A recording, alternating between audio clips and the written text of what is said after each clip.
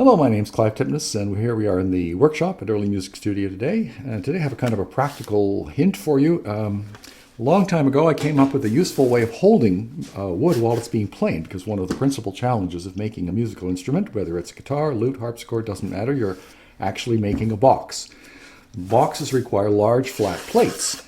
So it's always very important when making a soundboard for a lute, obviously, to be in complete control of the thickness of the material. So this is obviously a technical problem.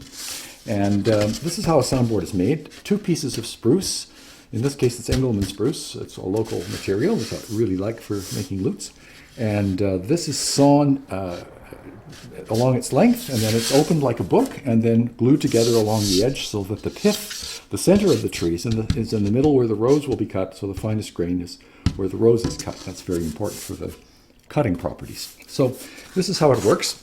I have a prepared template, a prepared soundboard here, and you can see that I have just simply taken my my template of the lute here and just placed it there, and I've drawn a generous margin around it, about 1 centimeter or so, 2 centimeters, something like that, and I've planed that one already to thickness. And here's how I did it. I made a planing board, and the planing board is just a piece of hardwood plywood. I actually used hardwood plywood because it's got a softwood core, and that means that you can nail into it very easily, and that'll be important later in a minute. I'll tell you about it.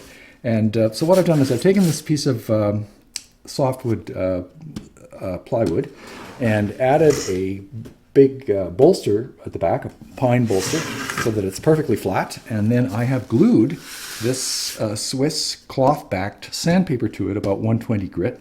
And this surface provides so much friction that it is almost unnecessary to hold down. Usually used to hold down this by using carpet tape, or I'd nail it down on the corners or do some other dodge to try to hold it down and be able to plane it. But now I've got a thing where I can take the soundboard very easily, and I can just place it on the sanding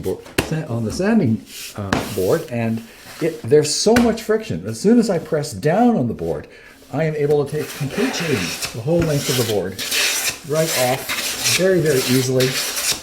And that's very quick and simple. And then I can just move it around any way I want to. I can take the board off, shift its position. I can plane across the grain if I want to do that, and I do that quite often. Like this. This gives you a completely different kind of, I call those feathers. They're little shavings instead of those long.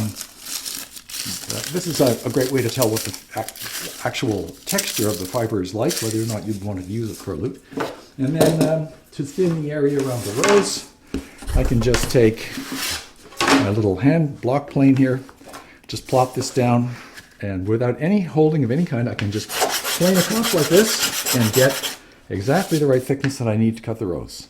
That's really important for keeping your soundboard exactly the right thickness. The battens on the edge, you can see these battens here, are just skinny little pieces of wood that have been cut on a table saw, exactly the correct thickness. And eventually I will take to thickness of the soundboard correctly. I have made those battens the thickness I want, and then all I have to do is take the jointer plane, place it across there, and go like that. And as soon as the jointer plane stops cutting, I automatically have the soundboard to the correct thickness. Now that's one of the best tricks I've got. That's it for today at Early Music Studio.